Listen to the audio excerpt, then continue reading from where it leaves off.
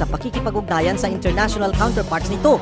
3 buwan mula nang maupo si Pangulong Marcos, lumahok ang AFP sa 25 bilateral engagements at 3 multilateral activities kasama ang malalaking bansa gaya ng Estados Unidos, Australia at Canada.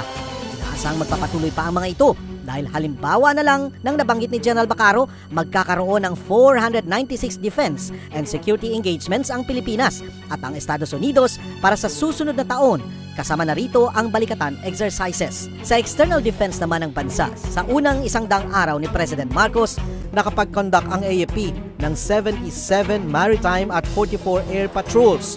Gamit ang maritime at air domain awareness platforms, nagresulta ito sa pagkakatukoy sa higit 32,000 vessels na dumaraan sa karagatang sakop ng ating teritoryo.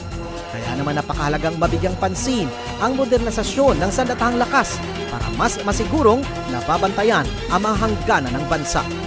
Kaugnay nito sa pagpapatuloy ng Afp Modernzation Program, nasa 50 proyekto na ang nakumpleto sa Horizons 1 at 2 at higit 80 proyekto ang pinoproseso pa. Kumpiyansa rin ng AFP na suportado ng Pangulo ang pagpapatuloy ng modernization program, lalo pat nasa Horizon 3 na ito. Sir, patapos na ang problema sa insurensiya. Tayo ba ay magko-concentrate na sa problema ng pag-protect sa teritoryo natin like West Philippine Sea? Right now, kahit hindi pa natatapos yung ating problema sa insurgency, there are already efforts, there are ongoing efforts way back pa that would enable us to look outward. I mean to say, come up with addressing our external problem. So, there are 2 mission areas. One is internal and external defense. External, naayos na natin. So, right now, we are looking at the external defense. We have yung modernization natin. We have 3 horizons. Horizon 1, Horizon 2, and Horizon 3. Horizon 1 would specifically address yung internal threat natin. Then, gradually shifting towards, having a 100% capability in addressing yung internal natin.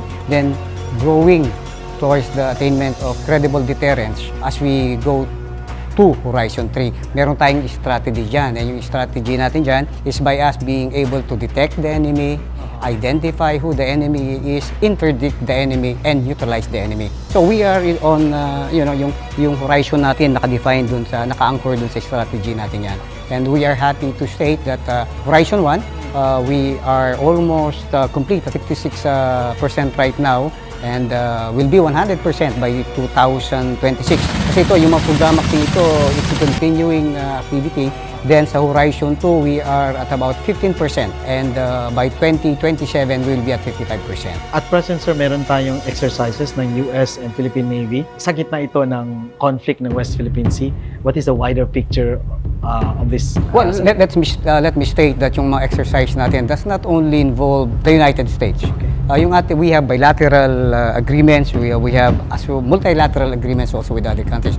We are talking about Japan, Indonesia, Australia, the US, and so forth. A lot of countries, But including China and Russia. Oh yes, we do have. Biggest kasi dyan is the balikatan. That's what we're having right now. As a matter of fact, we just came from a meeting with our counterpart, Indo-Pacific Command, and we have laid down about almost 500 activities. But yung activities na yan can come in the form of not just yung malakihan, exercises at sea, but it will also include trainings on land, engineering capability activities, so on and so forth. So napakarami. This is being vetted right now, and it will involve a total of about 15,000 soldiers. I think this is the biggest activity right now, the biggest ever balikatan activity that we will be having. Sabi nga nila, it's a very, very robust activity. Robust in the sense that napakalaki nito. And this, I think, is based on the fact that during the past 2 years, wala tayong nagawang activities. So we are trying to maximize this. And of course, the gains that we can derive from here is our ability to operate with our counterparts, with our allies, our ability to leverage in terms of the technology that they have right now. As a matter of fact, I just came from Cebu. And Cebu, we are conducting exercise Sama-Sama and Lumbas. Yung Sama-Sama and Lumbas are 2 distinct bilateral activities. The one is with the US and the other one is with Australia. So this time, what we did was combine those two activities, and we are having it in the area of Cebu right now. This is a Navy activity that is also participated by navies of other countries. We have navies from Japan, Canada, the Brunei Royal Navy, and then a lot more. And ito nga, the intent here is to really be able to perform together when the need arises. When the need arises, Yes. conflict with China. No, not with China, with any, but the purpose there is to maintain a region. There is collaboration with everybody. A region. I'm referring to the Indo-Pacific region. That region that we know we all perform based on a rule-based obligation. In the last few weeks, sir, nagka-problema tayo sa aluminium. And right now, meron tayong 40 billion na naka-allocate sa modernization program ng armed forces. Isa ba ang BRP Sierra Madre na station natin din sa Inasyon ang sa mga priority na i-improve, develop, in order to also address the problems of our troops in the islands? Let me answer that by saying that right now there are ongoing just minor repairs on Sierra Madre, or what we call LS-57. This is the intent to increase the survivability of our soldiers there. So we would like to sustain our presence at the Yungin Shoal by having LS prolonging or improving. Inassure na ba tayo ng condition. China so na hindi maharas yung mga nagre-resupply? I think there were some instances wherein they would challenge the conduct of resupply operations or rotation. We call it RORE, rotation and resupply operations. But successful naman lahat ng RORE natin in the area. We are able to continue providing for the needs of our soldiers. That is in the form of food and water, specifically water. Yan yung dream ng karamihan ng ating mga kasunduluhan, you know. We're looking at us having multi-role fighters. We're referring to planes that we have right now.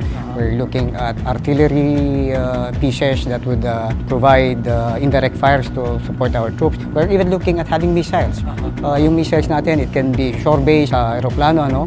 So we also are looking at having better Navy ships, no, to enable us to patrol yung ating sovereign areas, you know, and a lot more, medium tanks and small items.